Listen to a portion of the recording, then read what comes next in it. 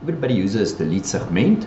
Now the enhancement in Caddie 29 is that now you can delete multiple segments by using a polyline profile. So on the left hand side, and a modifier, you get the delete segment command.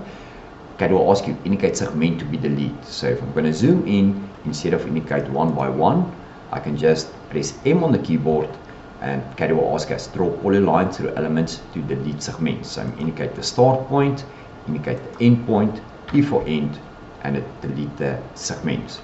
If I use the fan as a sample, I'm going to zoom in, I'm going to click on the command, Caddie will ask us indicate segment to be deleted, but I'm going to press M for multiple. For crossing, indicate the start point, end point, E for end, and it get rid of those segments.